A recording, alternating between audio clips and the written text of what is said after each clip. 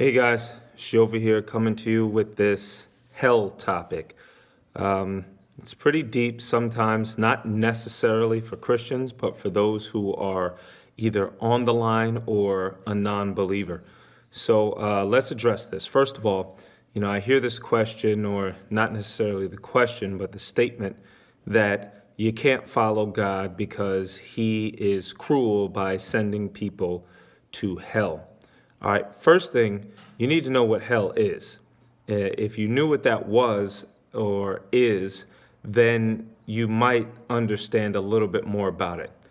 Hell is not a large volcano where there's just fire all the time, okay? That is from Dante's Inferno, all right? It is a story that was written to basically give an image of what hell is like for certain people. It is not biblical. Jesus never said that there are these 7 layers and you have all of this constant torture going on. He never said that, okay? There is a word called torment used, and if you look that up, it has to do with regret. And people who are there, if you notice, I've even done a video, I've had a vision of hell myself.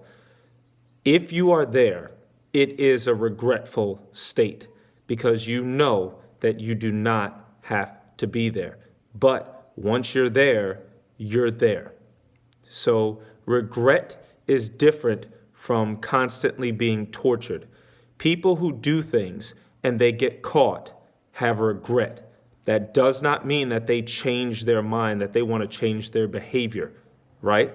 There are so many people who get caught cheating on their spouse. That does not mean that they want to stop. It does not mean that they feel bad for their spouse. It means that they are upset that they got caught. That is regret. Judas had regret. When he sold Jesus out, he realized that he was wrong. There's no mention of him changing. In fact, he was so regretful that he hung himself.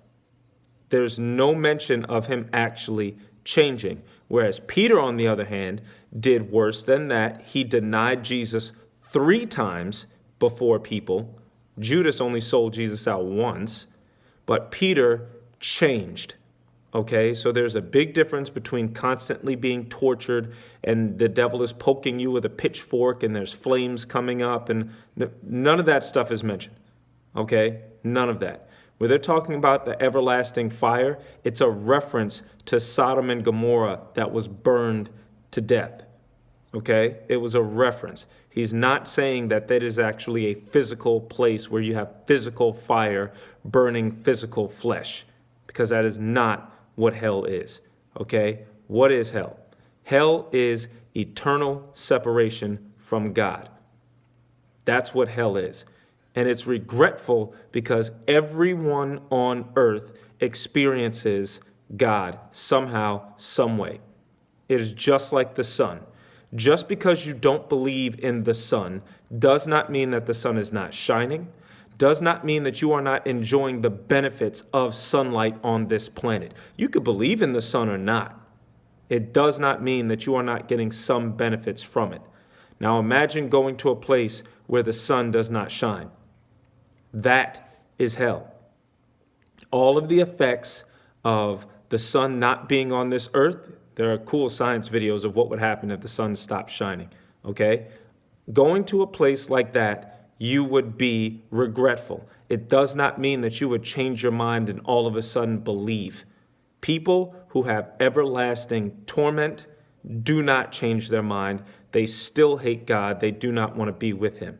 Now, the thing is that you say, well, why would God send somebody there, right? Well, here's the thing. We are human beings. We have free choice. We choose where we want to go in the next life, period. One day, your life is going to end. My life is going to end. Our spirit goes somewhere. Whether you believe it or not, our spirit has to go somewhere. It's going to go with God or it's going to go eternally separated from God. Okay? So the question is, where do you want to go? Because God is not going to force you to love him. He is not that type of being. It's the same as any relationship. If you have a man who loves a woman deeply, but she does not want him, he cannot make her love him. He can give her flowers. He could present her with gifts and houses and cars, and he could treat her nice. He could do all of that. If she does not want to be with him, he cannot make her love him. It's the same with God. God is not making anyone choose him. If you do not want him, he is not going to force you into an eternity with him. Regardless of the fact that it's a better choice, he cannot make you love him. So if you demonstrate on this planet that you do not want to be with God, then your spirit is not going to be with him. It's going to be eternally separated. Now, I can promise you that anyone who goes there and gets eternally separated from God knows that it's going to be the wrong choice. There are no atheists in hell. They know. That does not mean that they want to change their mind and all of a sudden believe that Jesus Christ is the way to the Father and I want a relationship with him. They still don't want a relationship with him, but they will not be able to deny the same way that they denied on earth. See, on earth, we can sit here and we can say that God doesn't exist and all of those things. But when you get there, you will know that there is a God and that I did have a choice. I just chose to be without him, and I still choose to be without him. That's what hell is like. Hell is just torment because you regret the punishment that you received. It does not mean that you want to change, and it does not mean that all of a sudden you're in hell going, I really wish that I could just get another chance. No. People who are in hell are shaking their fist at God, cursing him and hating him still. It's the same thing on earth. So if you hate God here, you're going to hate God there. If you love God here, then you're going to love God for eternity. It is a choice. It is not God forcing anybody to go to hell. It is human beings actually taking responsibility for once, because a lot of times we're just told that it's not our fault, that we don't have a choice. No, you always have a choice. It is human beings choosing to be separated from God. And as you can see, a lot of people are choosing to be separated from God right now. We're not as deceived as you think. Okay? A lot of times I see it like this. People will say that even when they find Christianity to be true, I will pray for them and a miracle will happen right before their eyes. They still will turn God down and say, I don't want that.